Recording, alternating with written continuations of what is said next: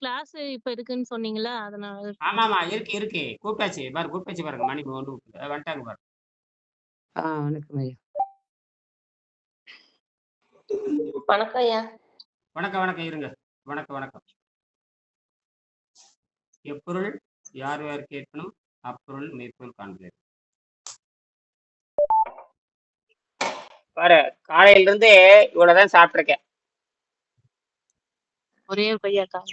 பாதி பாதி ஐயா கையா பாதி பாதி. கடிச்சு வச்சிருக்கேன் பாரு. இதுதான் என்னுடைய சாப்பாடு. இது சாப்பாடு இல்ல, சாப்பாடு நைட்ரஜன் தான் சாப்பாடு. இது எதுக்கு ஏன் மனசை ஏமாத்துறதுக்கா? ஏதோ ஒண்ணு பொழுதுபோக்கு. இப்படி கடிதா அப்படி வச்ச வேண்டியதா. வாயை மூடிடணும். அப்புறம் வாயை முடிக்கணும். வாயை மட்டும் கொஞ்சம் தண்ணி தான் முடிஞ்சது. சாவு வந்தா வரட்டும். எப்படி இருந்தாலும் சாவத்தானே போறேன். சாவு வரட்டுமே, பார்க்கலாம். அதே என்ன சாவு என்னை கண்டு பயப்படுது. சாவு பயப்படுதுங்க ஐயா. ஆமா, சாவு என்னை கண்டா பயப்படுது. உடல் சுத்தமா இல்லையா? நீங்க தான் அப்புறம் உணவு சாப்பிட்டா ஆரோக்கியம் வரும், உணவு சாப்பிட்டா சாவு வராதுன்னு எல்லாரும் சொல்றீங்க. மூட நம்பிக்கை அத நம்பிக்கிட்டு இருந்தோம். இப்பதான் தெரியுது. அதுதான் தெரியுது. அதெல்லாம் உணவு என்பது அது உணவு என்பது குறிப்பா சாதாரண சமைத்த உணவு என்பது அது இயற்கைக்கு எதிரானது. என்னது? இயற்கைக்கு எதிரானது. அது யார் கண்டுபிடிச்சான்னு கேட்ட எவனோ ஒரு காட்டு மிராண்டி கண்டுபிடிச்சதுதான். அறிவில்லாதவன் கண்டுபிடிச்சது. அதுக்கு பேரு மடையன்னு பேரு. மடையன்னா என்ன பொருள் தெரியுமா? மடையன்ங்கிறாங்களா? சமைக்கிறவன் பேரு மடையன் அர்த்தம். சமைக்கிற பொம்பளை சமைச்சா மடைச்சி, ஆம்பளை சமைச்சா மடையன். என்னது? மடைச்சி மடையன். ஐயோ, இப்ப இவ்வளோண்டு கொஞ்சமா உணவு சாப்பிடுறீங்கல்ல, இது அற்று போகுமா இல்ல இதனுடைய வேஸ்ட் ஏதாவது வெளிவருமா? இது அற்று. இது ரத்தத்தை கெடுக்கும். இதுல பாஸ்பரஸ் பொட்டாசியம் இருக்குல்ல, phosphorus potassium sodium magnesium magnesium நூற்றுக்கணக்கான உப்பு இருக்கா இல்லையா? என்ன சாவடிக்காது. என்னது? சுத்தமாக. இதனால பெரிய ஆபத்துல வராது. அதுமா நீங்க நினைக்கிற மாதிரி ஆஸ்பத்திரிக்கு ஓடணும், எமன்ட்ட ஓடணுங்கிற அவசியம் இல்லை. எமன் யாரு? எது 4 எமன் இருக்கான்னு சொல்லிட்டேன். இப்ப அதைத்தான் படிக்க போறேன். 4 எமன் இருக்கான்னு சொல்லிட்டேன். அந்த 4 எமன் யாருன்னு கேட்டீங்கன்னா, முதல்ல பசிதாகத்தை கட்டுப்படுத்த தெரியாதவன் யமன். முதல்ல பசிதாகத்தை கட்டுப்படுத்த தெரியாதவன் யாரு? யமன். அப்பவே நீங்க தயாராயிட்டீங்கன்னு அர்த்தம். அப்பவே தயாராயிட்டோம். அப்புறம் தயாரிட்டு எங்க போறீங்க? இன்னும் ரெமன்ட்டு போறீங்க. அவன் 3 யமனை கையில வச்சிருக்கான். நீங்களே பசிதாகத்தை கட்டுப்படுத்த தெரியாம யமனா மாறிட்டீங்க. அப்புறம் அவன் யார்கிட்ட போறீங்க? 3 நீங்க ஒரு கத்தி நீங்க வச்சிருக்கிறீங்க, அவன் 3 கத்தி வச்சிருக்கிறான். ஒரு கத்தி நீங்க வச்சிருக்கிறீங்க, உங்களை நீங்களே கொலை செஞ்சுக்கிறீங்க. 10வதுக்கு அவன் 3 கத்தி வச்சிருக்கிறான். அவன் கையில ஒரு பெரிய கத்தி வச்சிருக்கிறான். அப்புறம் மருந்துக்கு ஒரு கத்தி வச்சிருக்கிறான். மருந்தையே தின்னுட்டு சாவுன்னு ஒரு கத்தி வச்சிருக்கான். 3 கத்தியில போட்டு உனக்கு கொன்னே போடுறேன். சரியா? அப்படின்னா என்ன அர்த்தம்னா வேற ஒண்ணும் இல்ல. உற்றவன் என்று சொன்னாலே நோயாளி, தீர்ப்பான் என்று சொன்னால் மருத்துவன், மருந்து என்று சொன்னால் மருந்து, உழைச்செல்வான் என்று சொன்னால் மருந்தையே பின்பற்றி வாழுதல். அப்ப இந்த 4ல நீங்க எதை சேர்ந்தீங்க? உங்க பொறுப்பு, முதல் பொறுப்பு நீங்க. நோயாளியானது நீங்க. மற்ற மூணுமே அப்புறம் மருந்து, மருத்துவன், மருந்தையே பின்பற்றி வாழுது. இந்த 3மே மருந்து பார்த்துக்குது. அப்ப இந்த 4ம் சேர்ந்து உங்களை என்ன பண்ணுது? உயிரை என்ன பண்ணுது? கொலை செஞ்சிருது. அப்ப நம்ம மருந்தே வேண்டான்னு சொன்னா உணவு தான் மருந்துன்னு கண்டுபிடிக்கணும். உணவு தான் மருந்து. என்னது? மருந்து. மருந்துன்னா என்ன பொருள்? உணவு மருந்துன்னா என்ன பொருள் தெரியுமா? உணவு மருந்துன்னா என்ன பொருள்? மருந்துன்னா என்ன? பொதுவா மருந்துன்னா என்னங்க? உணவு தான் மருந்துன்னா என்னங்க ஐயா? முதல்ல மருந்துன்னா என்ன பொருள்? மருந்துன்னா என்ன? பாய்சன். அவ்வளவுதான். அப்ப உணவு மருந்துன்னா உணவு விஷயம் ஏன் புரிஞ்சுக்கல? Okay okay. இதுல நீங்க சொந்த அறிவை பயன்படுத்தல. அதாவது இது வந்து பகுத்தறிவு. பகுத்தறிவு என்பது பள்ளிக்கூடத்துல வராது. பகுத்தறிவு என்பது காலேஜில் வராது. பகுத்தறிவு வந்து அமெரிக்கா போனா வராது. பகுத்தறிவு என்று லண்டன்ல போனா வராது. பகுத்தறிவு என்பது அண்ணா யூனிவர்சிட்டியில படிச்சா வராது. பகுத்தறிவு என்பது பாண்டிச்சேரி யூனிவர்சிட்டி சென்ட்ரல் யூனிவர்சிட்டி பட்டா வராது. புரியுதா? பகுத்தறிவு என்பது இயற்கையானது. என்னது? இயற்கையானது. அப்ப இயற்கையைத்தான் நீங்க கேள்வி கேட்கணும். அதான் விஷயமே. நமக்கு இயற்கை பத்தி அறிவே இல்லை. இயற்கை பத்தி நமக்கு தான் டிகிரி. டிகிரி யாரு கொண்டு வந்தாங்க? டிகிரிங்கிற யாரு கொண்டு வந்தாங்க? டிகிரிங்கிற ஒரு படிப்பை வெள்ளைக்காரன் கொண்டு வந்தது தானே. ம். டிகிரி யாருங்க உருவாக்குனாங்க? பிஏ டிகிரி யாரு உருவாக்குனாங்க? யார் உருவாக்குனாங்க? போர்டு உருவாக்கு. அது அப்படி எதுக்கு ஒரு போர்டு இருக்கு, அதை உருவாக்குச்சு. வெள்ளைக்காரன் உருவாக்குன்னு சொல்லுங்க. இந்த போர்டு உருவாக்குன்னு தப்பிக்கிறீங்க. வெள்ளைக்காரன் உருவாக்குன்னு சொல்லுங்க. சரிங்க. யாரு உருவாக்குனா? ஆமா, இயற்கைய. வெள்ளைக்கார சிஸ்டத்துல இருந்து தான் வந்துச்சு. அப்புறம் அப்புறம் அவனை போய் தான் நீங்க கேட்கணும். அவன் வந்து உலகத்தையே கெடுத்து குடிச்சதாகி போயிட்டான். புரியுதா? அதை வச்சுட்டு யூனிவர்சிட்டிங்கிற பேர்ல கதை விட்டுட்டு இருக்கானுங்க. எங்கேயாவது இன்னும் எந்த யூனிவர்சிட்டியாவது 6ஆம் அறிவு வளர்க்கப்படும் அப்படின்னு சொல்லி 6ஆம் அறிவு வளர்க்கப்படும், 7ஆம் அறிவு வெட்டி பிடிக்கப்படும், 5ஆம் அறிவிலிருந்து விடுதலை பெற வேண்டும் எவனா சொல்றானா? அதான் இயற்கை. இது வந்து பரிணாம அறிவியல். நான் வந்து என்னுடைய அறிவை கொண்டு நான் இயற்கையிடம் கேள்வி கேட்கிறேன். நான் எனக்கு அறிவு யாரு கொடுத்தாங்கன்னா எங்க அம்மாட்ட இருந்து எங்க அம்மா எனக்கு சொல்லி கொடுத்தாங்க. அவ்வளவுதான். எங்க அம்மாட்ட இருந்து பேச கத்துக்கிட்டேன். அவ்வளவுதான். உலகத்துல எல்லா குழந்தைகளுமே அவங்க அம்மாட்ட இருந்து தான் பேச கத்துக்குது. அதுதான் அடிப்படை. அதான் அதுதான் முதல். அம்மா தான் பல்கலைக்கழகம் சொல்லுவாங்க. அதான் தாயின்னு சொன்னாங்க. அம்மா மொழின்னு சொன்னாங்க. அந்த அம்மா மொழியை தான் தாய்மொழியா மாறிச்சு. தாய்மொழி தான் குழந்தையினுடைய முதல் பள்ளிக்கூடம். அங்கதான் அம்மா சொல்லி கொடுத்தா. இது உலகத்துல பொதுவானது. அதற்கப்புறம் இன்னொரு மொழி இருக்குது. உலகத்துல இனிமையான மொழி. உலகத்துல ஒரே மொழிதான் இனிமையான மொழி. அதான் பல ஆயிரம் ஆண்டுகளாக வாழ்ந்துட்டு வருது. யாரு கத்துக்கிட்டா என்ன, கத்துக்காட்டி என்ன, அது பாட்டுக்கு இனிமையாக இருந்து வாழ்ந்து. அதனாலதான் பல ஆயிரம் இலக்கியங்கள் எழுதப்பட்டன. அந்த இலக்கியம் தான் காலத்தால் அழியாத உண்மைகளை சொன்னது. இடைக்காலத்துல எந்த நூலையும் ஒத்துக்கொள்ள முடியாது. அப்ப இந்த ஃபாஸ்டிங் பத்தி பரமேஸ்வரர் எழுதியிருந்தாங்க. அதுதான் உண்மை. ஒரு சின்ன இதை அனுப்பிச்சிருந்தாங்க. யாரோ ஒரு பேசுறது. அதான் இந்த ஃபாஸ்டிங்னு என்ன தெரியுமா? வேற ஒண்ணும் இல்லை. வயிற்றுக்கு ஓய்வு கொடுக்கறப்ப எல்லா உறுப்புகளுமே நூற்றுக்கணக்கான உறுப்பு இருக்குது. முக்கியமான பல உறுப்பு இருக்குது. நுரையீரல், கல்லீரல், கணையம், சிறுநீரகம், இப்படி எல்லா உறுப்புகளுமே தங்கிட்டு இருக்கிற விஷத்தை வெளிதள்ள ஆரம்பிக்குது. எதுல வெளிதள்ளும்? ரத்தத்துல தள்ளும். அப்ப கிறுகிறுப்பு சோறு வரும். அந்த விஷம் நீங்கிட்டா தான் அந்த கிறுகிறுப்பு சோறு போகும். அதனாலதான் உணவு பழக்கத்தை தள்ளி போடுவதற்குத்தான் நீரை மருந்தாக இருக்கும். கொஞ்சம் விஷத்தை கொஞ்சம் கொஞ்சமா எடுத்துட்டு வரோம். தினமும் எடுக்கிறது விட்டு போட்டு அது கொஞ்சம் கொஞ்சமா தான் வெளியேற்றும். உடனே வெளியேற்றாது. என்னது? ஒரே நாள் வெளியேற்றும். கொஞ்சம் ஆட்டமா போடுவீங்க நீங்க. மண்டையில தட்டி சித்திரவதை பண்ணித்தானே வெளியேற்றுவங்கள. அப்பதான் லொல் அடங்கும். இனிமேல் பண்ண மாட்டீங்கல்ல இனிமேல. ஆமா, உடனே வெளியேற்றிட்டா திரும்ப அத கழிவை சாப்பிட்டுட்டு உடம்பு கழிவு ஏத்திக்குவோம். ஆனா என்ன அது நன்மைன்னு கேட்டீங்கன்னா, 100 வருஷமா செய்த தப்ப வந்து ஒரு 6 மாசத்துல சரி பண்ணலாம். அதுதான் அதுக்கு மிகப்பெரிய வாய்ப்பு. 100 வருஷமா பண்ணிதான் சரி, அது 50 வருஷமா பண்ணிதான் சரி, அதிகபட்சமா அதுக்கே இந்த 6 மாசத்துக்கு எல்லா பாடத்தையும் புரிய வச்சிரு. அதுக்குதான் 6 மாசம் எனக்கு பாடத்துல வைக்கிறது. அதுக்கப்புறம் புரிய வைக்கிறதுக்கு 12 வருஷம்னு சொல்றது. புரியுதா? 6 மாசம்னா அது அவ்வளவுதான். அதுக்கு மேல ஒண்ணும் இல்லை. ஏன்னா இந்த 150 நாள்லயே எல்லாம் காஞ்சி போயிடும். எல்லாம் காஞ்சி உறிஞ்சி எடுத்துடலாம். என்னது? ஆமா. அப்பதான் பயிற்சி பண்ணாலே போதுமா ஐயா, இல்ல தொடர்ந்து இருக்கணுமா? அதெல்லாம் உங்களுடைய மன வலிமை தான். நீங்க தொடர்ந்து செஞ்சா சீக்கிரம் நல்லா ஆகும். விட்டு செஞ்சா கொஞ்சம் தாமதம் ஆகும். அவ்வளவுதான். விட்டு செஞ்சா தாமதம். தொடர்ந்து தொடர்ந்தும் செய்யலாம். விட்டு செய்யலாம். விட்டு செய்யறது நல்லதுதான். அதுக்குத்தான் நான் என்ன பண்றேன்னா, அந்த 24 மணி நேரம் சொல்றது, அப்புறம் 48 மணி நேரம் சொல்றது, 72 மணி நேரம் சொல்றது, 72 மணி நேரத்துக்கு ஒரு தூய்மை பண்றது. 72 மணி நேரம் தாங்க. 4 கணக்கெல்லாம் கிடையாது. இங்க 4 நேரம்லாம் அப்படிலாம் உடம்புல எதுவுமே இல்லை. நேரம் நம்மளே வச்சுக்கணும் கணக்கு. ஆமா, இதுல நேரம் காலம் உடம்பு ஏங்க எப்ப வேணாலும் காப்பி குடிக்கலாம். அதுக்கு என்ன நேரம்? எப்ப வேணாலும் பிரியாணி திங்களா? நேரம் இருக்கா? 12 மணிக்கு பிரியாணி கொடுத்து பாருங்க, திங்க வேண்டாம்னு சொல்லுவேன் உனச்சி. ம். அப்பதான் எச்சா காட்டுவான். அது போய் இதுக்கு நேரம் வாயை திறக்கறதுக்கு நேரமே கிடையாது. வாயை திறக்கறதுக்கு நேரமே தேவை. கரெக்டா 6 மணிக்கு தான் வாயை திறக்கணும். 7 மணிக்கு வாயை திறந்தா செத்து போயிடும் இருந்தா உலகத்துல அத்தனை பேர் கம்முன்னு வாயை மூடிட்டு இருப்பானுங்க. புரியுதா? 6 மணிக்கு தான் ம். இந்த உடம்புல ஒரு செட்டை இப்ப இயற்கையில வந்து ஒரு செட் பண்ணிக்கணும்னு வச்சுக்கோங்க.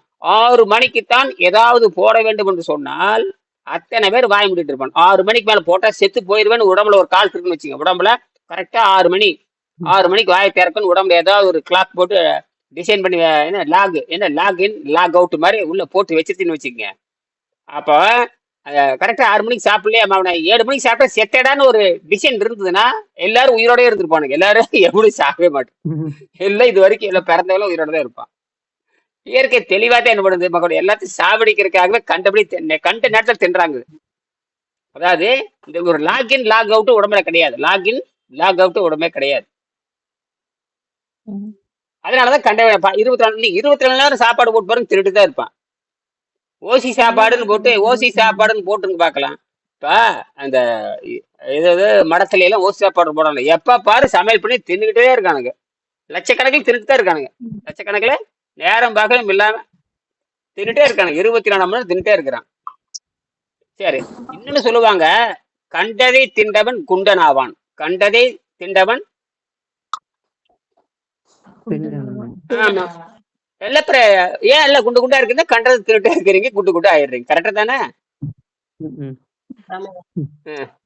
கண்டதே தின்றவன் குண்டன் ஆவான். குண்டன் என்ன தெரியுமா அர்த்தம்? குண்டன் என்ன அர்த்தம் சொல்லுங்க? கண்டதே தின்னுட்டான், குண்டா மாறிட்டான். அது என்ன ஆரோக்கிய உடம்பா அழுகி போன உடம்பா? அழுகி போன உடம்பு. நல்லா சொல்லுங்க. அழுகி போன உடம்பு. அழுகி போன உடம்புக்கு மரியாதை கொடுக்குறீங்க நீங்க, இல்ல அப்படித்தானே? அழுகி போன உடம்புக்கு ஒரு குழந்தை பார்த்தா ஒரு கொழுக்குன்னு ஒரு குழந்தை இருக்குது, ஒரு சுறுசுறுப்பா இளைச்ச ஒரு குழந்தை இருக்குது. அது வேற. கொழு கொழுன்னு முழு குண்டா ஒரு குழந்தை இருக்குது. பார்ப்பதற்கு ஆரோக்கியமாக தெரிந்தாலும் கூட அது கெட்டு போன அழுகி போன பாலுக்கு சமம். என்னது? நொதித்து போன பாலுக்கு சமம். எடுத்து மோந்து பாருங்க, நல்ல கமகமன்னு மணக்கு. கெட்டு போன பால் எடுத்து மோந்து பாருங்க, கும்முன்னு என்ன மாம்பழம் வாடையே அடிக்கும், இல்ல கொய்யாப்பழ வாடகை அடிக்குமா? புடுத்தனா தெரிக்கும். என்னது? அது என்ன தெரியுங்களா? அந்த ஆசிட் சாப்பிடறான். அதாவது எவன் பால் காப்பி குடிக்கிறானோ அவனுக்கு எல்லா நோய் வரும், குறிப்பாக மூட்டு வலி வரும். என்னது? ஏன்னா பால் என்பது சளி. பால் என்பது சளியை உற்பத்தி பண்ணக்கூடியது. பசை அது. பால் என்பது சளியும் பசையும் சேர்ந்தது. பால் என்பது சளியும் பசையும் சேர்ந்தது. அப்ப நீங்க பால் குடிக்கிறப்ப சளியும் பசையும் சாப்பிடுறீங்கன்னு நினைக்கணும். என்னது?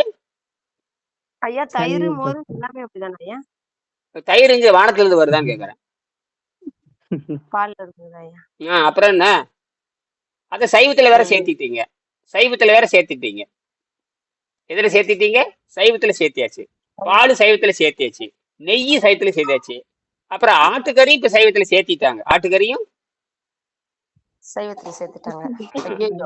ஆமா, முட்டை எல்லாம் சைவத்துல சேர்த்தியாச்சு. ஆட்டுக்கறி கேட்டா ஆடு வந்து புல்லு திங்குதுல சைவம்ன்றீங்க. ஆடு புல்லு திங்குறது சைவம். கோழி வந்து தீனி திங்குது, நெல்லு கரும்பு தானியம் திங்கிறதா அது சைவம். அப்ப எல்லாம் சைவம். அப்ப அசைவம். அசைவத்துல இருந்து சைவமா மாத்தியாச்சு. அசைவத்துல இருந்து சைவமா மாத்தியாச்சு. இது யாருடைய வேலை? இதெல்லாம் யாருடைய வேலை? இதெல்லாம் மனிதனுடைய வேலையா? அவன் என்ன வியாபாரத்துக்கு என்ன பண்ணிட்டான்? அடிச்சு விட்டான்.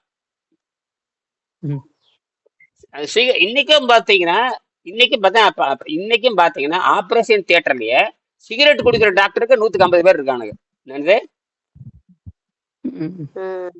சிகரெட் குடிக்கிற டாக்டர். என்ன டாக்டர்? சிகரெட் குடிக்கிற டாக்டர். டாக்டர்னா மருந்து கொடுக்கணும் அர்த்தம். அப்ப அவன் மட்டும் சாராயத்துக்கு அடிமையாக மாட்டானா? எந்த டாக்டர் சாராயத்துக்கு அடிமையாக இருக்கான்? எந்த டாக்டர் சிகரெட்டுக்கு அடிமையாக இருக்கான்? எந்த டாக்டர் இறைச்சிக்கு அடிமையாக இருக்கான்? எந்த டாக்டர் சட்னி சாம்பாருக்கு அடிமையாக இருக்கான்? சொல்லுங்க பார்க்கலாம். சமைத்த உணவுக்கு அடிமையாகாத டாக்டர் எவனாச்சும் இருக்கானா? சமைத்த உணவை ஏனுங்க சத்தம் வருது? சமை சமை சரி, அடுத்த விஷயம் வரோம். சமைத்த எதுக்குன்னா நம்ம விளங்கிக்கணும். இப்ப நம்ம அடுத்த பாடத்துக்கு போலாமா? 22ஆம் பாடத்தை நம்ம அது படிச்சுட்டே இருக்கிறோம். இன்னைக்கு என்ன படிச்சுட்டு சொன்னாங்களே காலையில? இவனை மட்டும் படிச்சு நிறைவு செய்யலாம். 4ஆம் பாடம் சொன்னீங்க ஐயா. 4ஆம் பாடம் 4ஆம் பாடம் படிக்கலாமா? கையில வச்சிருக்க யார் யார் கையில புத்தகம் வச்சிருக்கிறீங்க? வச்சிருக்கேன் ஐயா. சரி. 4ஆம் பாடத்தை இந்த திருப்பியான திருவள்ளுவரும் திருமூலம் தானே? ரொம்ப அது பலமுறை படிக்கிறேன். அந்த உற்றவன் தீர்ப்பான் மருந்து உழைச்செல்வான் என்று அப்பால் நாள் குற்றம் மருந்து பலமுறை படிச்சு மண்டையில ஏத்திக்கணும். ஏன்னா இந்த உணவு அது எப்படி சொல்றாருன்னா, நீங்க நீரை மருந்தாக அருந்தினால் மருந்து தேவையில்லை. நீரை மருந்தாக அருந்திட்டு வந்தோம்னா உணவு என்கிற விஷயம் தேவையில்லை என்று பொருள். அதனாலதான் உங்களுக்கு நீரை மருந்து அருந்துட்டே சொல்றது. எப்பவுமே அந்த வயிற்றுல நீர் இருந்துட்டே இருந்ததுன்னா அந்த ஜீர நீர் சுரக்கிறது நிறுத்திக்கிட்டே வரும். ஜீரநீர் என்பது தேவையற்றது. ஜீரநீர் என்பது தேவையற்றது. ஏன்னா இந்த ஜீரநீர் இருந்து அடிப்படை 3 வகையான நோய்களை உருவாக்கக்கூடியது. வாதம் என்கிற நோய் உருவாக்கும், பித்தம் என்கிற நோயை உருவாக்கும், சளி என்ற நோயை உருவாக்கும். இதுதான் பரிணாமத்தினுடைய நமக்கு பிறக்கும் பொழுதே நோயோட தான் பிறக்கிறோம். பிறக்கும் பொழுதுதான் நோயோட பிறக்கும். பிறக்கும் பொழுது எதோட பிறக்கிறோம்? அப்ப அந்த நோயை இப்ப எதிர்க்கணுமே இல்லையா? அந்த ஜீரண நீர் தான் பிறவை நோய்னு புரிஞ்சுக்குங்க. ஜீரண நீர் தான் அந்த பிறவை நோய். ஏன்னா அது வேண்டப்படாதது. என்னது வேண்டப்படாதது? அது ஒட்டுக்குடல் மாதிரி. ஒட்டுக்குடல் வேண்டப்படாதது. அதே போல இறப்பையும் வேண்டப்படாதது, இறப்பில் சுரக்கிற நீரும் வேண்டப்படாதுன்னு விஞ்ஞானம் சொல்லுது. மறைமுகமா சொல்றான், இறப்பை இல்லாமலும் வாழலாம். அப்புறம் என்ன வெங்காயத்துக்கு அதை சொல்ற? அப்ப இறப்பை இல்லாமல் வாழனால பசி இல்லாமல் வாழலாம் தான் அர்த்தம். இறப்பை இல்லைன்னா பசியே எடுக்காதுங்களாங்க. இறப்பை இல்லைன்னா அப்புறம் எதுக்கு திணிக்கிற? இந்த முண்டங்கள் இந்த ஐரோப்பா முண்டை இந்த வெள்ளக்கார முண்டங்கள் பண்ற வேலை என்னது? வெள்ளக்காரங்க. அப்புறம் வெள்ளக்கார தான் நம்புறீங்க நீங்க. இப்ப வெள்ளக்கார நம்மளா போட்டு தள்ளிடுவா. இதான் இந்த புத்தகத்துல இருக்குது பாரு. கையில ஒரு புத்தகம் வச்சிருக்கேன் பாரு. ஏற்கனவே காமிச்சிருக்கே இல்லையா? ஏற்கனவே இந்த புத்தகத்தை நீங்க படிச்சிருக்கீங்களா? காமிச்சிருக்கே இல்லையா? ஏற்கனவே போட்டிருக்கேன். இந்த புத்தகத்தை காமிச்சிருக்கேன். என்னது? இந்த பாரு, எழுதி பாருங்க. இப்ப இருக்குவீங்க நெட்ல பாருங்க என்ன போட்டிருக்கேன் பாருங்க. இந்த complete the new complete medical and health encyclopedia. அமெரிக்கால இந்த புத்தகம் படிக்காம யாரும் இருக்க முடியாது. கம்ப்ளீட் அனாட்டமி உள்ள அத்தனையும் இருக்குது. 12 சிஸ்டம் உள்ள இருக்கு. வேல்யூம் 1ல இருந்து எக்கச்சக்கமான வேல்யூம் இருக்கு. இதை சொல்லியிருக்கான் 52ஆம் பக்கத்துல. ஸ்டமக் என்பது ஒரு முக்கியமான பொருளே அல்ல. இது ரொம்ப வசதியா போச்சுங்கிறான். ஸ்டமக் என்பது ஒரு முக்கியமான பொருளே அல்ல, ரொம்ப வசதியா போச்சு. ஏன்னா ஸ்டமக் என்பது ஒரு முக்கியமான ஸ்டமக்னா வயிறு என்பது ஒரு முக்கியமான பொருளே அல்ல. வயிறு என்பது அதனால ரொம்ப வசதியா போச்சு. என்ன வசதியை என்ன புரிஞ்சுக்கு பார்க்கலாம். ஸ்டமக் என்பது இவன் என்ன சொல்றான்னு நீங்க யோகம் பண்ணுங்க பார்க்கலாம். நீங்க அறிவாளி தானே, யோகம் பண்ணுங்க. ஸ்டமக் என்பது ஒரு முக்கியமான பொருளே அல்ல, ரொம்ப வசதியா போச்சுங்கிறான். அப்ப என்ன அர்த்தம் அதுக்கு? அப்ப ஸ்டமக் முக்கியமான பொருள் இல்லைன்னா என்ன பண்ணலாம்? இப்ப உள்ள ஏதோ பிரச்சனையா, ஒட்டுக்குடல் பிரச்சனைனா ஒட்டுக்குடல் பிரச்சனை. ஒட்டுக்குடல் முக்கியமான பிரச்சனையா இல்ல, அது ஏதாவது பிரச்சனையா? இப்போ ஒட்டுக்குடல் ஏதாவது ஆயிடுச்சுன்னா ஒட்டுக்குடல் முக்கியமான பொருளே அல்லங்க, அது இல்லாம உயிர் வாழலாம். அப்ப என்ன அர்த்தம்? அப்ப இல்லாம இருக்க என்ன பண்ணுவான் டாக்டர்? என்ன பண்ணுவான்? அப்படித்தான். அப்படி வாங்க. நல்லா நல்லா இப்ப மட்டும் பதில் சொல்றீங்க. சரி, கால் அழுகி போச்சு, கால் தேவையில்லைன்றுவான். என்ன கால் அழுகி போச்சு என்ன பண்ணுவான்? கால் இல்லைன்னா உயிர் வாழ்ந்துட்டான் இருக்கிறீங்க. அப்ப ஏன் கவலைப்படுறீங்க? சக்கரை நோய் வந்தா கால் அழுகுன்னு தெரியுமில்ல. ஏன் கால் இல்லாம உயிர் வாழலாம்ல? அதுதான் எனக்கு பெரிய நுதல். அப்ப நீங்க கவலைப்பட சக்கரை நோய் வந்து ஏன் கவலைப்படுறீங்க? கால் போனா போய் போகுது, உயிர் இருக்குது இல்ல. அதை பத்தி எனக்கு கவலை இல்ல. உயிர் வாழலாம் அதான. கால் போனா எனக்கு ஏன் நான் உயிரை பத்தி பேசினேன், காலை பத்தி பேசுறீங்க. உயிர் இருக்குதா இல்லையா? நான் உயிரை பத்தி பேசுறேன். கால் போனா போய் 2 காலம் போனா போய் உயிர் இருக்குல்ல, அப்புறம் என்ன கவலைப்படுறீங்க? உயிரோட இருந்தா போதுமாங்க ஐயா? அப்படியே நீங்க முடிவு நீங்க எடுங்க, நாங்க ஏங்க முடிவு எடுக்கிறேன்? எனக்கு கால் நல்லா இருக்கணும், அது வேற. நான் பயிற்சி வேண்டது வேற. நான் மலை ஏறணும், கீழே வரணும், இது குட்டிக்காரன் அடிக்க நான் யோசிச்சுட்டு இருக்கிறேன். நீங்க உயிர் வேணும்னு நினைக்கிறவங்க கால் போனா போயிட்டு போகுது, அதான் சொல்றேன். இப்ப சக்கரை நோய் வந்து ஏன் கவலைப்படுறேன்? சக்கரை இருந்தா கால் தானே போனா போயிட்டு போகுது. உயிர் இருக்குல்ல, அப்புறம் இன்னொரு கால் எடுப்பான். உயிர் இருக்குதுல்ல, இன்னொரு கை எடுப்பான். உயிர் இருக்குல்ல, இன்னொரு கால் எடுப்பான். உயிர் இருக்குல்ல, நான் 2 கை 2 கால் போனாலும் உயிரோட தான் இருப்பீங்க. பொம்மையாட்டு அப்படி உட்காந்து இருப்பீங்க. அப்ப உயிர் இருக்குல்ல, அப்புறம் என்ன? அப்படின்னு இருந்துட்டு நினைச்சுதான் இருக்குங்க. ஆஹ் அது இருந்தா என்ன? அப்புறம் அப்புறம் அந்த மாதிரி உயிர் உயிர் இருந்தா என்னங்க ஐயா? இல்லாம இருந்தா என்ன? யோசனை பண்ணுங்க. நீங்க நீங்க பதில் சொல்லுங்க. அதுக்கு பேசாம என்ன பண்ணலாம்? சாப்பிடாம இருந்துக்கணும். ஆஹ் இப்ப சாப்பிடாம இல்ல. இல்ல இல்ல, இது உயிரே இது இல்லாம இருந்துடலாம் ஐயா. அந்த கை வைக்கிறேன் பாருங்க. கை எங்க வச்சிருக்கேன் பாருங்க. வச்சு புடிச்சு ம். என்ன மேல பண்ணலாம்? அனுப்பிடலான்ட்டு. மேல அனுப்பிச்சிடலாம். மேல என்ன அனுப்பிடலான்ட்டு. அவனால எந்த பிரயோஜனமும் இல்ல. என்னது? எந்த பிரயோஜனமும். இப்போ ஒரு விஞ்ஞானியா இருந்தா கூட பண்ணலாம். அப்படிதான் ஒரு விஞ்ஞானி இருந்தாரு, ஸ்டீபன் ஹாக்கின்ஸ். ஒரு விஞ்ஞானி. என்னது? ஸ்டீபன் ஹாக்கின்ஸ் உலக புகழ்பெற்ற விஞ்ஞானி. இங்கிலாந்துல பிறந்தாரு. அவருக்கு கழுத்து கீழே எதுவுமே வேலை செய்யாது. கழுத்து கீழே ம். அவருக்கு வாத நோய், வேற ஒண்ணும் இல்ல. ஆஹ் வாத நோய், கடுமையான வாத நோய், மூட்டு வலி, முழங்கால் வலி, கழுத்து வலி எல்லாம் வந்துருச்சு. கழுத்து கீழே எதுவும் வேலை செய்யாத, வலிதான். சின்ன வயசு, சீக்கிரம் செத்து போயிடுவாங்கன்னு மருத்துவர் சொன்னாங்க. ஆனா அந்த ஆள் 70, அவர் 20 வயசு 25 இங்கிலாந்துல தான் படிச்சாரு. 25 வயசுலயே அவன் போய் அங்க இங்கிலாந்துல இருக்கிறவங்க சிகரெட் குடிக்கிறவன், சிகரெட்டு சாராயம் குடிக்கிறவன் தானே. அப்புறம் அவனுக்கு என்ன வரும்? சிகரெட்டு சாராயம் பண்ணி கடி கொடுக்க எல்லா நோயும் வரும். அந்த மாதிரி சிகரெட்டு சாராயம் குடிக்கிறவன் தான். ஆனா மூளைக்கு மட்டும் வேலை கொடுக்கறவன் தான். அப்படியே கரெக்டா கழுத்து கீழே போயிடுச்சு, அவ்வளவுதான். ஆனா இந்த ஆளு 70 வயசு உயிரோட தான் இருந்தான். அவன் அறிவாளி. பிரபஞ்சம் எப்படி உண்டாச்சு, பிரபஞ்சம் எப்படி போச்சு, கருந்துளை எப்படி உண்டாச்சு, அப்படி மிகப்பெரிய அறிவாளி. கேம்பிரிட்ஜினுடைய மிக டாப் சயின்டிஸ்ட். அவன் உயிர் வாழ்றது அர்த்தம் இருக்குது. தின்னு ஓட்டு கைகால் போறவனு இருந்து என்ன போனா என்ன, இருந்தென்ன போய் என்ன. ம். அவன் அறிவாளி. அவனுக்கு வந்து கால் இல்ல. அவனுக்கு என்ன அந்த அரசாங்கம் என்ன பண்ணுச்சு தெரியுமா? அவனுக்கு அந்த அந்த ஸ்டீபன் மிகப்பெரிய அறிவாளி. அவருக்காக அந்த அரசாங்கமே இறங்கி வந்து அப்படியே அவருக்கு அவர் பேசி, அப்பதான் அவருக்காகவே புதுப்பா கம்ப்யூட்டர்ல வடிவமைச்சு அப்படி அப்படியே பேசிட்டே இருப்பாரு. அது என்னென்னமோ வித்தியாசமான கம்ப்யூட்டர். அப்படியே பேசி அவர் பேசவும் மாட்டார், ஒண்ணும் இல்லாது இப்படி பார்ப்பாரு. அதுவே அவர் பாக்குற செய்கை வச்சு அந்த கம்ப்யூட்டர் அவர் என்ன நினைக்கிறாருங்கிறதெல்லாம் அந்த கம்ப்யூட்டர் ட்ரை பண்ணிட்டே வரும். என்னது? பாருங்களேன், அப்படியெல்லாம் எழுதுன அவர் பேர். இந்த காலம் ஒரு வரலாற்று சுருக்கம், இந்த பிரீஃப் ஹிஸ்டரி ஆஃப் டைம் எழுதினார். பிரீஃப் ஹிஸ்டரி ஆஃப் டைம், காலத்தை பற்றி ஒரு சுருக்கம்னு ஒரு பெரிய உலக புகழ்பெற்ற நூல். மிகப்பெரிய, இப்பதான் இறந்தாரு, போன வருஷம் தான், 2 வருஷம் இறந்தாரு. அவரை வந்து எங்க அடக்கம் பண்ணியிருக்காங்க? பெரிய பெரிய விஞ்ஞானிகள் அடக்கம் பண்ற இடம். இங்கிலாந்து என்ன பண்ணுச்சுன்னு கேட்டீங்கன்னா, மிகப்பெரிய அறிவாளிகளை வந்து அந்த சர்ச்சுக்கு பக்கத்தால வெஸ்ட் மினிஸ்டர் சொல்லுவாங்க. வெஸ்ட் மினிஸ்டர் ஆபேங்கிற இடத்துல நியூட்டன், அப்புறம் வந்து மிகப்பெரிய அறிவாளிகள்லாம் அடக்கம் பண்ண இடத்துல அவர் அடக்கம் பண்ணாங்க. ஏன்னா இங்கிலாந்து என்ன தெரியுமா சொல்லுது? இங்கிலாந்து இவர்கள் இயற்கையின் ரகசியத்தை, அதாவது கடவுளின் ரகசியத்தை அறிந்து கூறக்கூடிய வல்லமை பெற்றவர்கள். அவர்களுக்கு தெய்வத்துக்கு சமமானவர்கள், கடவுளுக்கு சமமானவர்கள். அவருக்கு உயரிய அந்தஸ்து கொடுக்க வேண்டும் என்பதற்காக அந்த சர்ச்சில் வச்சு பாதுகாத்து, இந்த சர்ச்சை சுற்றி தான் இந்த விஞ்ஞானிகளை அடக்கம் பண்ணுவோம். இன்னைக்கும் மிகப்பெரிய விஞ்ஞானிகளை அந்த சர்ச்சுக்குள்ள அடக்கம் பண்றாங்க. ஏன்னா அறிவாளிகளை கடவுள் என்று சொல்கிறான். யாரு? இங்கிலாந்து சொல்றான். நம்மள அப்படியே சொல்றாங்க. நம்மள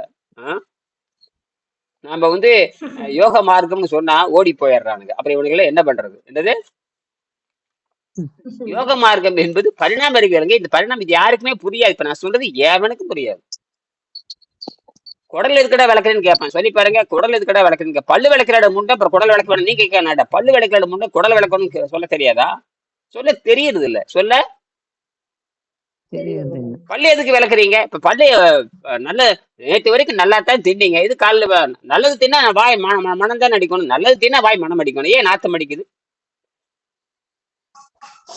அப்ப நீங்க தின்னதே தப்பா தின்னு இருக்கிறீங்க. என்னது தப்பா தின்னுட்டு வாய் நாத்தம் விடுற பல்லு ஓட்ட, அது பெப்சைடன் போடு, அப்புறம் குளோசப் போடு, பெப்சைடன் போடு. அப்புறம் நான் என் பல்லு உடனே அதுக்கு நடிகை விளம்பரம் வேற, நடிகை விளம்பரம். என்னுடைய பல் கூச்சம் அடைக்கிறது, உடனே பெப்சைடன் போட்டு எல்லாம் ஆத்திரலாங்கிறாடா. அறிவுட்ட மட்டும் ஏன்டா கூச்சம் வருது? நீ தின்னு உடம்ப கெடுத்துக்கிட்ட. பல்லே இட்டு போகுதுன்னா குடல் கெட்டு போயிருதையா? பல்ல மட்டும் கவனிச்சா உடனே பெப்சோடைன் போடு. ஒரு பொம்பளை வர்ற உடனே ஒரு நடிகன் வர பெப்சோடைன் போடுங்கிறான். போட்டா அவன் விளம்பரத்துக்கு அப்படி பண்ணிட்டு இருக்கிறான். விளம்பரத்துக்கு. ம். அப்ப காப்பி தான் பண்ணிட்டு இருக்கான் ஐயா. இந்த உடம்புலயே கடுமையான பல்லு, உடம்பிலேயே கடுமையான உறுப்பு வந்து பல்லு தான். அது வந்து கரும்புவே பட்டக்கு பட்டக்குன்னு கடிக்கும். அந்த அளவுக்கு நம்ம விலங்குல இருந்து மாறி வர்றப்போ நம்ம உடம்புல வந்து நம்ம தொடை இருக்குவங்க, தொடையை விட அவ்வளவு கடுமையான பொருள் தொடை. தொடைங்கிறது நம்ம உடம்பு மொத்த எடையும் தாங்கிறது தொடை தான். தொடை அது கூட ஒரு பல்லோட ஒப்பிட்டு பார்க்கறப்போ, பல்லுடைய ஒப்பிட்டு பார்க்கறப்போ தொடையினுடைய எலும்பை விட மிக கடுமையானது பல்லு. புரியுதா? அதுவே இத்து போகுதுன்னா அது அவ்வளவு வயற மாதிரி. பல்லுங்கிறது ஒரு மிகப்பெரிய செராமிக், ஒரு வயற மாதிரி. அந்த பல்லே இத்து போகுதுன்னா எந்த அளவுக்கு நீ காப்பி டீயும் பிரியாணி கோழி சாரை எண்ணெய் குடிச்சிருப்ப. புரியுதா? அப்படி தின்னுதானே பல்லு பொத்து போகுது. பல்லு அந்த அளவுக்கு நம்ம சாப்பிடுற உணவெல்லாம் ரொம்ப கொடூரமானது. ஆமா, அதான் கொடூரமானது. அப்புறம் பல்லே பொத்து போகுதுன்னா அப்புறம் கை கால் வராம என்ன வரும், கால் இதெல்லாம் எல்லாம் நரம்பு மண்டலத்தை பூரா பாதிச்சிரு. என்னது, நீங்க நல்ல ஒரு பல்ல வந்து வெடுக்குன்னு பிடிங்க பாருங்க, சில பேர் செத்தே போயிடுவாங்க. அந்த பல்ல பிடிங்க நேர மூளையை பாதிச்சு ஆளை கொண்டே போடும். படுபயங்கரமானது. பல்லு வலி வந்துட்டா நேர மூளை போய் தாக்கும். என்னது,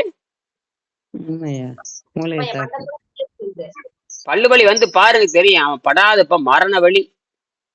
அத அப்படியே நேர மூளையோட தொடர வச்சுக்கும். எது என்ன, நரம்பு மண்டலம் பக்கத்தாலவே அட்டாக் பண்ணும். ஜுரம் வந்துடும், படுபயங்க, மூளை தடுமாறும். இதெல்லாம் எதுக்கு தெரியுமா இயற்கை வச்சது நமக்கு? இதெல்லாம் வந்து விலங்குல இருந்து மாறி வருகின்ற பொழுது இதெல்லாம் எச்சமாக இருக்கிற பல்லு நாக்கு மூக்குல வந்து சும்மா என்னது ஒரு கருவி தான். உண்மையை உணர்ந்து கொள்வதற்காக ஒரு கருவி. இதை போய் நோண்டக்கூடாது. இதை போய், ஏன்னா உங்க மனம் இருக்கே, முதல் மனம் வந்து திங்கணும், அனுபவிக்கணும், சாபணுங்கிற எண்ணத்துல இருந்து நீங்க பிறந்து வளர்றீங்க. அப்படித்தான் எல்லாம் தப்பா சொல்லி கொடுக்குறாங்க. அப்புறம் உடம்பு கெட்டு போனதுக்கு அப்புறம் தான் இது வலி இருக்கான்னு தேடுறீங்க. ஆனா என்ன உலகம் என்ன சொல்லுது? உலக மருத்துவ முகாம் என்ன சொல்லுது? எந்த நோய்க்கு மருந்து இல்லை அப்படின்னு சொல்லியிருக்காங்க. எந்த நோய்க்கு மருந்தே கிடையாது. நோயை அழுத்தி வைக்கலாமே தவிர, நோயை அழுத்தி வைக்கலாமே தவிரன்னு சொல்லுவானே தவிர, அந்த நோயை அழுத்தி வைப்பதன் மூலமாக, அதாவது பக்க விளைவை அழுத்தி வைப்பதன் மூலமாக நோய் அதிகமாகும் அப்படிங்கிற அதை சொல்ல மாட்டானுங்க. என்னது, சொன்னா நீங்க எம்பிபிஎஸ் டாக்டர் போக மாட்டீங்கல்ல. ஆனா பணம் சம்பாதிக்க முடியாது. ஆனா என்ன எழுதியிருக்கா, மருந்தை பத்தி என்ன எழுதி, அதான் பாருங்க 100ஆம் பக்கத்துல எழுதியிருக்காரு டாக்டர் ரிச்சர்ட் சாமேஸ். என்ன சொல்றாரு மருந்தை பத்தி? அவர் எம்டி டாக்டர். அவர் என்ன சொல்றாரு? மருந்துகள், மாத்திரைகள், மூலிகைகள் இவற்றை முழுமையாக நம்பி இருப்பது தவறு. அந்த நம்பிக்கை நோயின் அறிகுறிகளை மறைத்து வைத்து பிற்பாடு நோய்களை அதிகமாக்குவதில் மருந்து மாத்திரைகள் ஈடுபடுகின்றன அப்படின்னு ஒரு மருத்துவர் சொல்றாரு. அப்ப அவர் தான் சொல்றாரு, அப்ப மனதை வைத்துக் கொண்டுதான் நீங்க என்ன பண்ணணும், நீங்க சரி செய்யணும். அப்ப மனத்தை சரி செய்யணும்னா அது யோக மார்க்கத்துல தான் சாத்தியம். யோக மார்க்கம் பரிணாமத்தை துரிதப்படுத்துகிறது, சாவா நிலைக்கு கொண்டு போகுது. எந்த நிலைக்கு கொண்டு போகுது? சாவா நிலைக்கு போகணும்னா நீங்க தின்னதெல்லாம் வெளியே எடுக்கணும். சாவா நிலைக்கு போகணும்னா அப்படித்தான் வள்ளலாரும் சொல்றாரு. தின்னதெல்லாம் வெளியே நேரடியா வள்ளலாரு சொல்லல, மலமற்ற தேகமாக இருக்க வேண்டும். யாருக்குமே புரியல. என்னது,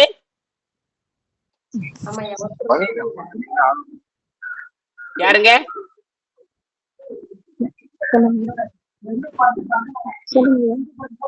மலமற்ற தேகமாக இருக்க வேண்டும் என்ன பொருள்?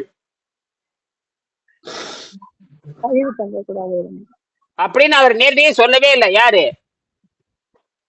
ஐயா? அவர் என்ன சொல்ற? பசித்திரு, விழித்திரு, தனித்திரு அப்படிங்கிறாரு. பசியோடவே இருக்க சொல்றாரு. யாரு பசியோடவே இருக்கிறீங்க? இல்லையா?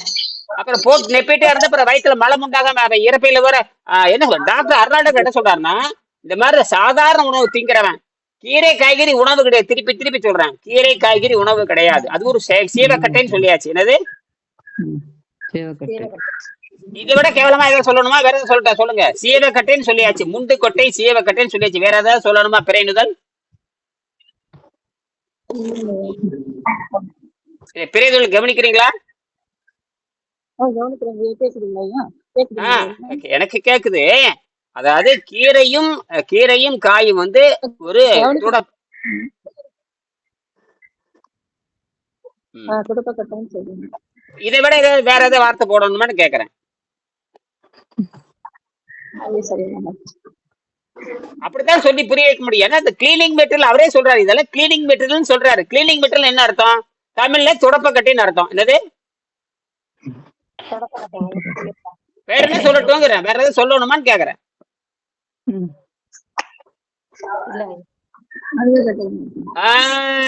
அப்புறம் புரும்ஸ்டிக் தொடப்பு கட்டுப்பீங்க, அப்புறம் சேவை கட்டுப்பீங்க, அப்புறம் முண்டு கட்டுப்பீங்க, விளக்கு மாறும்பீங்க. என்னது விளக்கு மாறு? விளக்கு மாறுன்னு என்ன தெரியுமா அர்த்தம்?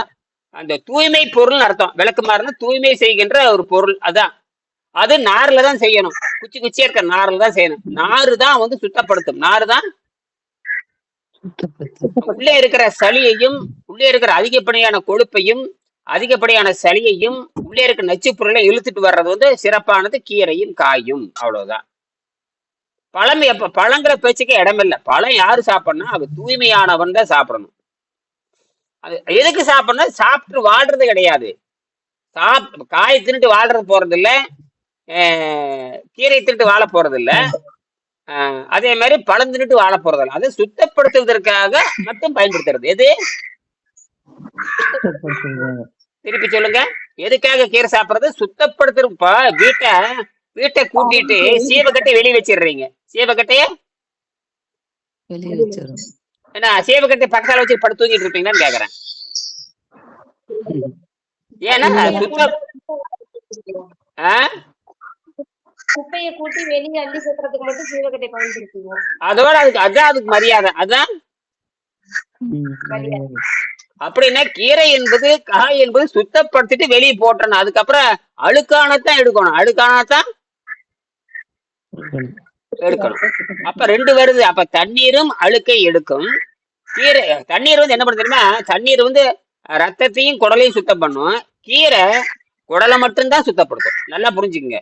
தண்ணீர் ரத்தத்தையும் குடலையும் சுத்தம் செய்யும். கீரை வந்து தண்ணீர் என்பதுதான் அனைத்து பகுதியும் போய் சுத்தம் பண்ணும். அனைத்து பகுதியும் போய் சுத்தப்படுத்தும். கீரை என்பது உணவு பாதை மட்டும்தான் சுத்தப்படுத்தும். என்னது? உணவு பாதை மட்டும் சுத்தப்படுத்தும். நீங்க திருப்பி சொல்லுங்க. கீரை என்பது உணவு பாதை மட்டும் சுத்தப்படுத்தும். நீர் மட்டம் ரத்தத்தையும் குடலையும் சுத்தப்படுத்தும். அதுக்கு மட்டும் 2 அதிகாரம் இருக்குது. அது மட்டுமல்ல, எல்லா சிந்தனைகளையும் உருவாக்கும். எல்லா சிந்தனைகளும் உருவாக்கும். புதிய சிந்தனைகள், நல்ல சிந்தனைகள் உருவாக்கும் தண்ணீர். அந்த ஒழுக்கத்தை நம்ம வந்து 2000 ஆண்டா மறந்துட்டோம். 2000 ஆண்டா இந்த ஒழுக்கத்தை மறந்து தொலைச்சிட்டோம். மறந்து விட்ட கலையை இவ என்ன சொல்றாருன்னா, வெங்கடேசன் மறந்து விட்ட இந்த கலையை நினைவூட்டுவதற்காக என்னுடைய உடம்பை ஆராய்ச்சி செய்து எழுதுகிறேங்கிறாரு. அப்புறம் தன் நோயை தானே குணமாக்கிட்டாரு. குணமாக்கிட்டு இந்த வெள்ளைக்காரன் எம்பிபிஎஸ் டாக்டர் முன்னாடி நிரூபிச்சு காட்டுறாரு. ஆமாம், ஏன்னா இது யோக மார்க்கத்தில் அனைத்தும் சாத்தியம்தான்.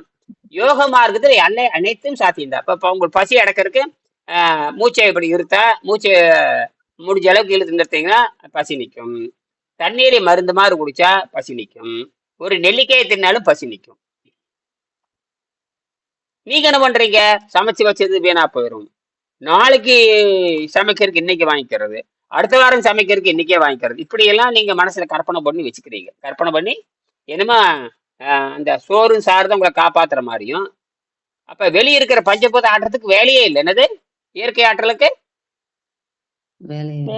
அப்படி நீங்க நினைச்சிட்டீங்க. அது அப்படித்தான் நம்மளை போட்டு இந்த 2000 வருஷம் கெடுத்திருக்கிறாங்க. 2000 வருஷமா கெடுத்திருக்காங்க. சரி, சொல்லி முடிக்கிறேன். இங்க சொல்லி முடிக்கிறேன். எத்தனாம் பக்கம் பாருங்க.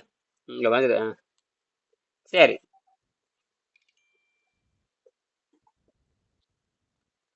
பாருங்க.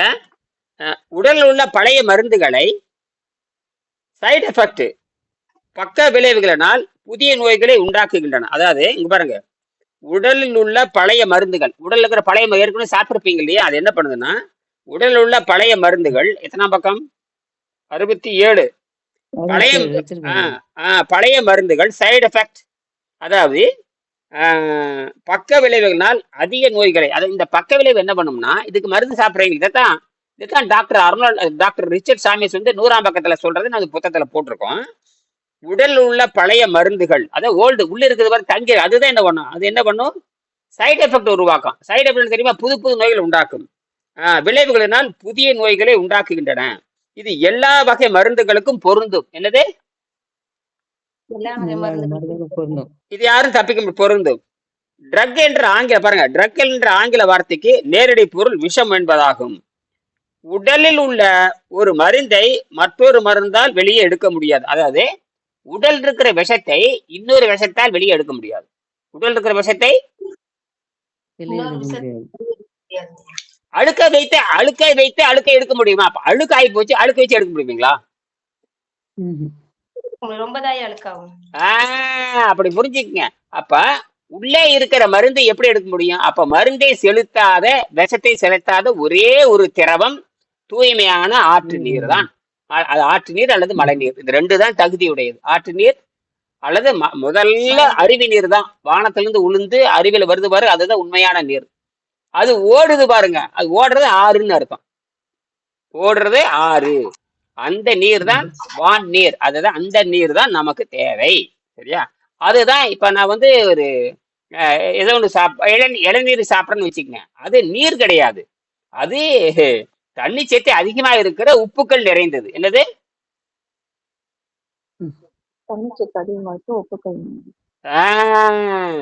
இந்த ஆரம்ப கட்டத்தில் ஆனா அருணாடக என்ன சொல்றாருன்னா, நோன்பு இருக்கும் பொழுது நீங்கள் தண்ணீரோடு எலுமிச்சமலை சாற்று நீங்க நோன்பு இருங்க அப்படிங்கிறாரு. நோன்பு இருங்க, வயதுக்கு தகுந்தபடி, நோய்க்கு தகுந்தபடி நீங்க நீண்ட நாள் 4 நாள் 3 நாள் போடலாம்னு சொல்றாரு. நான் என்ன பண்றேன், ஆரம்பத்துல 3 வேளை உணவா போடுறது, அப்புறம் 2 வேளை உணவு போடுறது. நான் அதிகபட்சம் 5 நாள் 5 மணி நேரம் 6 மணி நேரம் தான். அதுல இந்த பசிதாகம் கட்டுப்படுத்தி இந்த 2-3 நாள்லயே அதிகபட்சமான அந்த அதிகபட்சமான இந்த தேவையில்லாத அமிலம் எல்லாம் இந்த 2-3 நாளே படாரம் ஓடிடும். ஓய்வு கொடுத்த உடனே சடார்னு கடை தேவையில்லாத நீங்க இந்த கொடுமான இந்த சமைத்த உணவு நிறுத்தின உடனே உடம்பு விடுதலை பண்றோம். உடனே சிறுநில டொயின் 2-3 நாள்லயே சையன்னு வெளியே கொண்டு வரும். 2-3 நாள் கொண்டு போனதுக்கு அப்புறம் அப்பவே உங்களுக்கு எல்லா நன்மையும் உண்டாக ஆரம்பிச்சிடும். அதுக்கப்புறம் என்ன பண்ண, அதுக்கப்புறம் தொடர்ந்து பயிற்சி பண்ண நீண்ட நேரத்தை கொண்டு வரும். அப்ப பசி தாக்கத்தை கட்டுப்படி ஆகுதுன்னு தெரிஞ்சோடனே நேரத்தை நீட்டிகிட்டே போறது. நேரத்தை நீட்டிட்டு போக போக உடம்பு வந்து எல்லா வேலையும் செய்து உங்களை வந்து உடல் முறையிலும் மனமுறையிலும் அப்புறம் ஆன்மா அந்த முறையிலும் மேல்நிலைக்கு கொண்டு செல்லும். உங்களை சொந்த டாக்டராக மாத்திட்டே போயிட்டே இருக்கும். நீங்க சொந்த டாக்டராக மாறுகின்ற போது நீங்க மிகப்பெரிய கையில் ஒரு மிகப்பெரிய வைரம் வச்சிருக்கிறீங்கன்னு அர்த்தம். அதாவது விலை மதிப்பில்லாத உடல் சம்பந்தமான அனைத்தும் நீங்கி, மனம் சம்பந்தமான அனைத்தும் நீங்கி, ஆன்மாவோடு தொடர்பு வைத்துக் கொள்கின்ற, அதாவது இயற்கையோடு, கடவுளோடு, விண்வெளியோடு எப்படி வேணா வச்சுக்கங்க, தொடர்பு வைத்துக்கொண்டு இந்த மேலாள நிலைக்கு செல்லும். இது மிகப்பெரிய வைரத்திற்கு சமம்னு எழுதுறாரு. யாரே? டாக்டர் ரிச்சர்ட் சாமேஸ் எழுதுறாரு. டாக்டர் ரிச்சர்ட் சாமேஸ் இந்த 100வது வகுப்புல எடுத்து படிச்சு பார்த்தீங்கன்னா, இந்த மாதிரி 3 நிலைகளில் இந்த மாதிரி யோகம், இந்த யோகத்தை பத்தி அவரே எழுதாரு. யாருங்க? அமெரிக்க டாக்டர் எழுதுறாரு. யோகம் வந்து பல ஆயிரம் ஆண்டுகளாக இருந்து வருகிறது, இது ஒரு ஆச்சரியம் அல்ல. யோகம் என்ன தெரியுமா அர்த்தம்? வேற ஒண்ணுமே இல்ல, பரிணாமம் அர்த்தம். என்னது? பரிணாமம் தான் யோகம். பரிணாமம் தான் யோகம். இந்த பரிணாமத்தில் நமக்கு தடையாய் இருப்பது வாயுருசி. வாயுருசிக்கு தடையா இருப்பது இறப்பை. அப்ப இறப்பை நிறுத்திட்டு வாயுருசி இறப்பையோட வேலையை நிறுத்திட்டா வாயுருசிக்கு தேவையே இல்லை. இறப்பையினுடைய செயல்பாட்டை நிறுத்திட்டோம்னா நீங்க எதுக்கு நீங்க வாயுருசி தேவை? இறப்பையினுடைய செயல்பாட்டை அமைதிப்படுத்திட்டோம்னா வாயுருசி தேவையில்லையே. வாயுருசி தேவையில்லை. நம்ம ராக்கெட் மாதிரி புரிஞ்சுக்கணும். நாம எதுக்கு சுத்தி வளைச்சு போகணும்? நேரடியே இயற்கை, நேரடி யோகம் தேவையில்ல. ஒரு புடலங்கா இருந்தாலும் ஏமாத்து வேலை. யோக மன்றம் என்பது உங்களை ஏமாற்றுவதற்கும், உங்களை திருடுவதற்கும், காசை புடுங்குவதற்கும், தான் பெரிய அறிவாளின்னு காட்டுவதற்கு தான் யோக மன்றம். தெரியா? யோக மன்றத்துக்கு போறவன் எவனாச்சும் நோய் இல்லாம யோக மன்றத்துக்கு போறவன் ஆரோக்கியமே, அவன ஒருத்தனை சொல்லுங்க. யோக மன்றத்துக்கு போறவன் ஆரோக்கியமே இருக்குன்னு ஒருத்தனை சொல்லுக்கலாம், பாக்கலாம். அப்புறம் எப்படி அதை நம்புறீங்க? அதை தெரியல, அதை தெரியாம போய் மாட்டிக்கிட்டீங்க. என்னது? தெரியாம போய் மாட்டிக்கிட்டீங்க. குரடங்கிட்ட வடிகாட்ட மாதிரி அது ஆட்டு போய் கேக்குறீங்க. ஆமா, குரடங்கிட்ட வழி கேட்கறது, செவடங்கிட்ட பதில் கேட்கறது. இது ரெண்டுமே செவடன் குரட்டு போய் வழி கேட்ட என்ன பாக்கும்? அவனுக்கு குரடனாம் இருக்கிற செவடனா இருக்கிற ரெண்டுமே அவன்கிட்ட இருக்குது. அவன்கிட்ட என்ன தெரியும்? ஒன்னும் தெரியாது உட்காந்துக்கு. நீங்க என்ன பண்றீங்க? மௌனம், புடலங்காய், மௌனம், புடலங்காய், சோத்தை போடு, 1000 பேருக்கு சோறு போடு. அதை தவிர ஒரு இடமும் தெரியாது. என்னது? ம். ஆமாய்யா. ம். அன்னதானம் மூணு பண்றோம். நேரமும் சோறு ஆ? 3 நேரமும் சோறு தின்னுகிட்டே இருக்கனால அமைதியும் வரமாட்டேங்குதுங்க ஐயா. எப்படி வரும்? ம். உள்ள அமைதிப்படுத்தினாதானே அமைதி கிடைக்கும். சோறுங்கிறதுலே சோறு ஆக்குறதுலயே கவலை. உங்க என்ன புறம் சோறு ஆக்குறதுல இருக்கும் பொழுது அப்புறம் எப்படி அமைதி வரும்? எப்ப பாரு சோறு ஆக்குறதுலயே இருக்கிறீங்க. என்னது? ஆமாய்யா, உள்ள உடம்புக்குள்ள நிறைய அதையும் இதையும் கண்டதையும் போட்டு போட்டு உள்ள வேலை கொடுத்துக்கிட்டே இருக்கும்போது எப்படி அமைதி கிடைக்கும்? அதுதான் மூளை சொல்றேன். வேலை அப்ப செய்யல. மூளை எவன் ஒருத்தன் கரெக்டா மூளை வேலை செய்ய கரெக்ட் சரியா சொல்றீங்க. எவன் ஒருத்தன் சாதாரண உணவு தின்னுட்டே இருக்கானோ அவன் மூளையும் வேலை செய்யாது, நம்பர் 1 மடையனா மாறுவான். என்னது? ம். எப்பொருள் மனுஷனாக மாறுவான். நம்பர் 1 மடையன். எவன் ஒருத்தன் 3 வேலை அவனுக்கு மூளையே வேலை செய்யாதுங்க, திங்கறத பத்தியே சிந்திச்சிட்டு இருப்பான். என்னது? ம். அப்படித்தான் போகும். இது இது ஏன்னா இதெல்லாம் கடந்து வர்றவங்க உயிரோட இருக்கணும். நீண்ட காலம் 100 ஆண்டு 200 ஆண்டு உயிரோட இருக்கணுங்கிறது இயற்கையின் விதி. இதெல்லாம் கடந்து வந்தாதான் நீங்க தப்பிக்க முடியும். இல்லைன்னா டொபக்குன்னு சுடுகாடுதான். என்னது? ரைட், முடிச்சுக்கிறேன். ம். ஆக உடல் உள்ள பழைய மருந்துகளை சைடு எஃபெக்ட் பக்க விளைவுகளால் புதிய நோய்களை உண்டாக்குகின்றன. இது எல்லா வகை மருந்துகளுக்கும் பொருந்தும். ட்ரக் என்ற ஆங்கில வார்த்தைக்கு நேரடி பொருள் விஷம் என்பதாகும். உடலில் உள்ள ஒரு மருந்தை மற்றொரு மருந்தினால் வெளியே எடுக்க முடியாது. நீர் உணவில் மட்டுமே உடலின் உள்ளே தங்கிவிட்ட நினைவு அர்த்தம். ஒவ்வொரு செல்லுலையும் தங்கிவிட்டேன்னு அர்த்தம். கண்ணுக்கு தெரியுற செல்லு இருக்கு பாருங்க, அதுலயும் தங்கிவிட்ட. அதனாலதான் இந்த சிறுநீர்ல அவ்வளவு நாற்றத்தோடு விஷத்தோடு பழைய விஷயங்களை வெளியாருது. புரியுதா? நீங்க வயிற்றுக்கு ஓய்வு கொடுத்து நீர் பயிற்சி செய்யத்தான் அது புரிஞ்சுக்கிட்டு கொஞ்சம் கொஞ்சம் எல்லா இடத்துலயும் தேடி கொஞ்சம் கொஞ்சமா அதுல நீக்கு, இதுல கொஞ்சம் நீக்கு, அதுல கொஞ்சம் நீக்குன்னு அப்படி நீக்கிட்டு கடைசியில ஃபைனலுக்கு எல்லா விஷயத்தையும் வெளியேற்றிக்கிட்டு போறப்ப முழுமையான சுத்தமான உடல் ஏற்பட அது மாத கணக்கில் கரைத்தெடுத்த பிறகுதான் முழுமையான சுத்தம் ஏற்படும். அதற்கு அப்புறம் தான் நீங்க முழு உபவாசம் இருந்து பார்க்க வேணும். முழு உபவாசம். அப்ப என்ன தெரியுமா, அந்த பசிங்கிற துன்பமே உங்களுக்கு இருக்காது. என்ன துன்பம் இருக்காது? பசிங்கிற துன்பத்தை விட்டுட்டீங்கன்னா உங்களுக்கு காஸ்மிக் கதிரும், காஸ்மிக் வரக்கூடிய விண்வெளி கதிர்கள், சூரிய கதிர்கள், சந்திர கதிர்கள், அந்த கதிர்கள், இந்த எல்லா கோள்களும் நன்மை செய்யற மாதிரி மாறிடுற.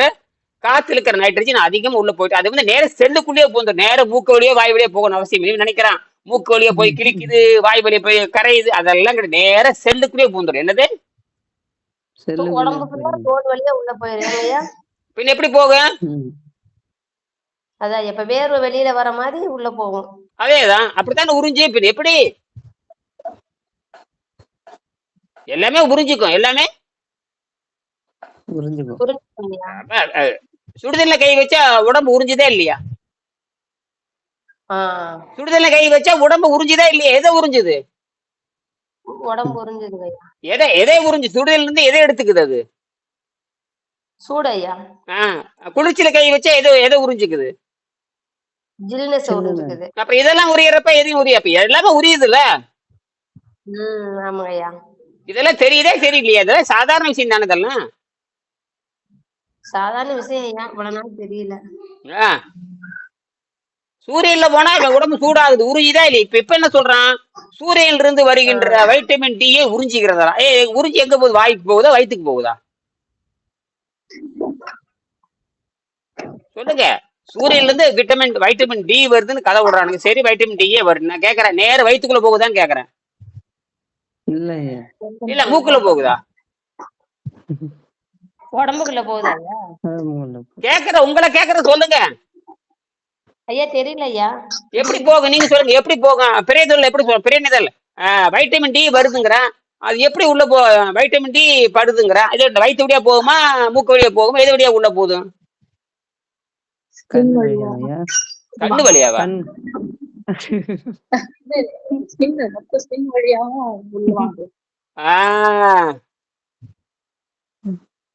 அதுக்குதான் இந்த காலத்துல சூரிய குளியல்னு சொன்னா. என்னது? குளியல் மூலியமா. சூரிய குளியல்னு சொன்னா அதான் வெளிநாட்டுக்காரன் பாருங்க அமனத்தோட படுத்திருப்பான். வெளிநாட்டுக்காரன் எங்க கடற்கரையில அமனத்தோட படுத்திருப்பான். வெளிநாட்டுக்காரன் அம்மனத்தோட கரக்கில் எதுக்கு படுத்திருக்கிறான்? சூரியன் குடிக்கலாம். என்னது சூரிய குடியர். சூரியன் மேல பட்டுச்சுன்னா உள்ள போகுங்கிறான். அதனால காலையில அந்த பிறந்த குழந்தைகளை வந்து தினமும் ஒரு 10 நிமிஷம் அதிகாலை நேரத்துல சூரியன்ல காட்டுறது, சாயங்கால நேரத்துல சூரியன் காட்டுறது சூரிய கதிர் படட்டுங்கிறதுக்காக தான். சூரிய கதிர் எது போகுதுன்னா தோல் மூலமா போகும். தோல் மூலமா தானே போயாகணும். இவர் எப்படி போயாகும்? மண்டையில ஏறுதே இல்லையா? ஆமா ஐயா. பரமேஸ்வரி ரொம்ப தடுமாறு கேள்வி. அந்த மாதிரி கேள்வி கேட்டீங்க, பயங்கரமா கேள்வி. இப்ப நான் கேள்வி கேட்ட பதில் வர மாட்டேங்குது. நீங்க கேட்கறது நான் சொல்றேன். சூரிய ஒளி ஐயா எப்படியா ஐயா புரியுது ஐயா. சைலண்ட்ல போட்டேன் ஐயா. புரியுதுங்க ஐயா. தோல் வழியா தான் போகுது. அப்புறம் எதுக்கு இவ்வளவு நேரம் அதாவது இவ்வளவு சைலண்ட்ல போட்டீங்க? எது வகுப்பு நடக்கிற சைலண்ட்ல போட்டீங்க? எது பிரச்சனையா? சரி, நிறைய செய்யலாமா? சரிங்க ஐயா. ஒரு டவுட். இன்னைக்கு ஒரு பொண்ணுக்கு வாங்கம்மா கேன்சர்னு சொன்னாங்க ஐயா. அவங்கள நான் போன் நம்பர் கொடுத்துருக்கேன், பேசுவாங்கன்னு நினைக்கிறேன்.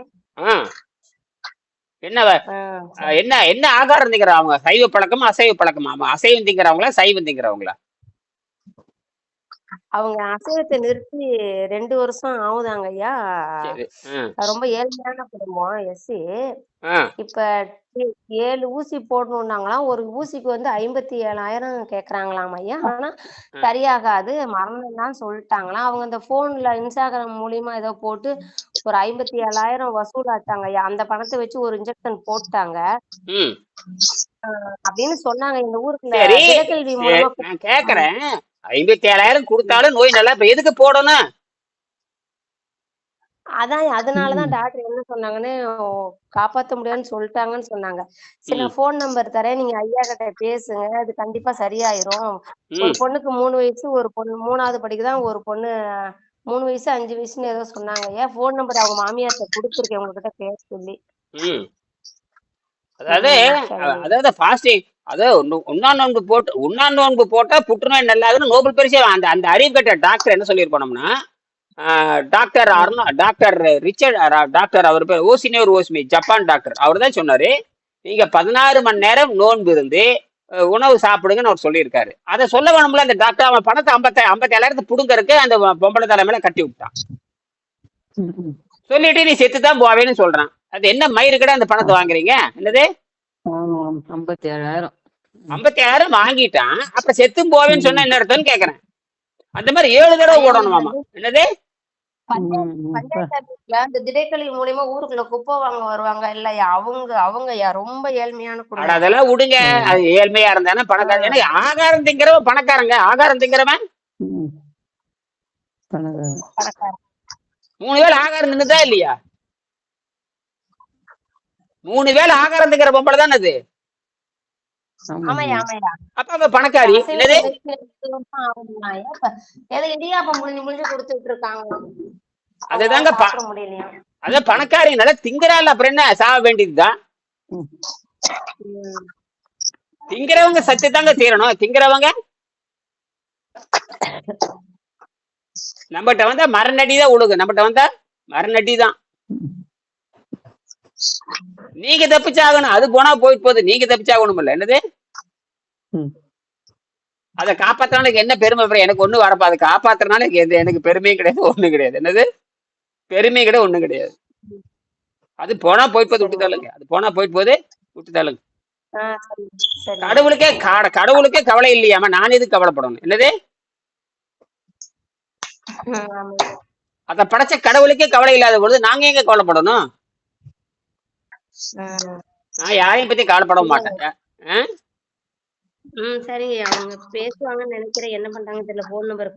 அதெல்லாம் அது வரமாட்டான். அவங்களுக்கு தெரியும். அதெல்லாம் செத்து போறோம் அவனுக்கு தெரியும். நீ போய் என்ன பண்ண போற அவன் முடிவு பண்ணிடுவாங்க. புரியுதா? அது அவங்களுக்கு ஒழுக்கும் இல்ல.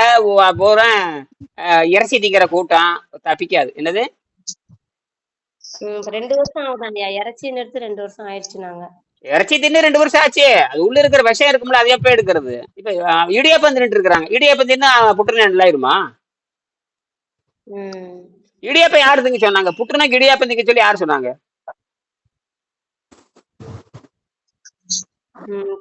என்ன இடியாப்பம்? இடியாப்பம் எதுல இருந்து அரிசியில தயாரிக்கிறது? என்னது என்னங்கய்யா? இடியாப்பம் எதுலங்க தயாரிக்கிறாங்க? அரிசி இருந்தா அரிசி. அதுதான் புற்றுநோய்க்கு சாப்பாடு. எது? புற்றுநோய் சாப்பாடு.